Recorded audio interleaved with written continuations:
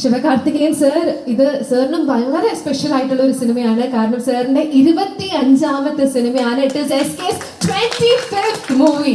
അപ്പൊ എന്താണ് പരാശക്തി എന്ന സിനിമയെ കുറിച്ച് കേരളത്തിലെ ഓഡിയൻസിനോട് പറയാനായിട്ടുള്ളത്? எல்லாருக்கும் நமஸ்காரம், எல்லாருக்கும் வணக்கம்.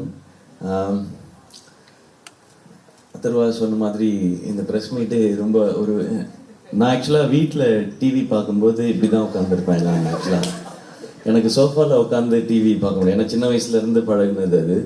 ஏதாவது கொண்டு வந்து வச்சுட்டு சாப்பிட்டுட்டே டிவி பார்க்குற மாதிரி இங்கே அப்படி தான் ஜாலியாக எல்லோரும் உட்காந்துருக்காங்க. ஆக்சுவலாக கொஞ்சம் விட்டால் இந்த கொஞ்சம் டீசெண்டாக இருக்கணுன்றதுக்காக இப்படி உட்காந்து பேசுறீங்க. இல்லைன்னா அங்கே போய் உட்காந்து இப்படி கேஷுவலாக பேசிக்கிட்டு இருப்பேன் நான்.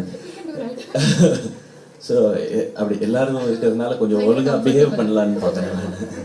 ஏன்னா நீங்கள் நிறைய ஹீரோ அதெல்லாம் சொல்லி பில்டப் வேறு பண்ணிட்டீங்களா, ஸோ அப்படி மெயின்டைன் பண்ணிக்கிறேன். ஸோ ரொம்ப சந்தோஷம் உங்களை எல்லாம் பார்க்குறது.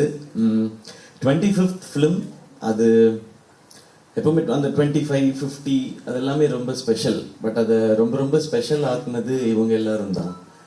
இவங்க எல்லாம் இதில் இருக்கிறதுனால இப்படி ரவிமோகன் சார் மாதிரி இவ்வளோ ஒரு சீனியர் ஆக்டர், என்னோட சீனியர், அவங்க இவ்வளோ எக்ஸ்பீரியன்ஸ் அவங்க வந்து இந்த ஃபிலிமில் பண்ணுறதுனால தான் அது இன்னும் ஸ்பெஷல் நினைக்கிறேன். அதே மாதிரி தான் அத்தர்வா, ஸ்ரீலீலா அண்ட் இந்த director of the film Sudha Kongara ma'am, இறுதி சுற்று, சுரரை போற்று, அதுக்கப்புறம் இந்த படம். ஸோ இவங்க எல்லாம் இருக்கிறதுனால தான் இந்த SK25ன்றது இன்னும் ஸ்பெஷலாக இருக்குது.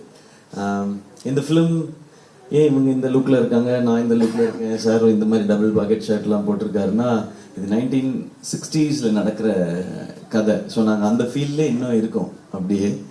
ஸோ உங்கள் எல்லாரையும் அந்த பீரியடுக்கு கூட்டிகிட்டு போகிற மாதிரியான ஒரு ஃபிலிமாக தான் இருக்கும். அப்போ நடந்த ரியல் இன்சிடென்ட்ஸை பேஸ் பண்ணி எழுதப்பட்ட ஒரு கற்பனை கதை இது.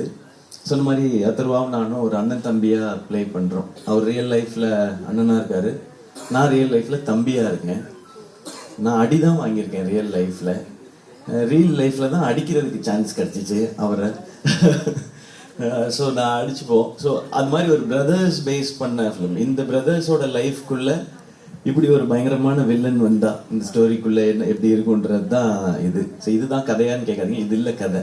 நானாக ஒரு கதை ரெடி பண்ணி சொல்கிறேன். ஆப்போசிட் ஹவுஸ், அவங்க அட்ரஸ் சொல்கிறாங்க, அப்புறமா கூகுள் மேப் அனுப்புகிறேன் நான். ஆப்போசிட் ஹவுஸில் ஷீ லிவ். ஸோ இவங்களும் அவரும் ஃப்ரெண்ட்ஸ் எல்லாம் சொல்லுவோம் ஃபர்ஸ்ட்லேருந்து. இது எல்லாமே படத்தில் இப்படி இருக்கு. ஸோ இதுதான் இந்த ஃபிலிம். நீங்கள் தேட்டரில் பாருங்கள், இல்லை லைக் உங்களுக்கு ஒரு நல்ல தேட்டரிக்கல் எக்ஸ்பீரியன்ஸ் இருக்கும்.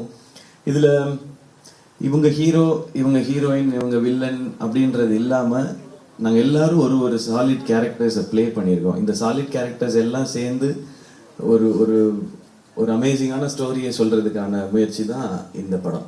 ஸோ உங்கள் எல்லாருக்கும் ரொம்ப பிடிக்கும்னு நம்புகிறேன். அண்ட் தேங்க்யூ எனக்கு ஒவ்வொரு ஃபிலிமுக்கும் நீங்கள் கொடுக்குற அந்த லவ்க்கு. ஐ திங்க் கொஞ்சம் ஸ்டார்ட் ஆனது வந்து வருத்தப்படாத வாலிபர் சங்கம் ஐ திங்க். அண்ட் அதுக்கப்புறம் ரெமோக்கு வந்து இங்கே பயங்கர அப்ரிசியேஷன் ரெஸ்பான்ஸ் இருந்தது. அதுக்கப்புறம் வந்து எல்லா படமும் டாக்டர் டான் எல்லாமே. அமரனுக்கு வந்து அது வந்து ட்ரிபிள் டபுள் ஒரு 10 times ஹையர் ஆயிடுச்சு.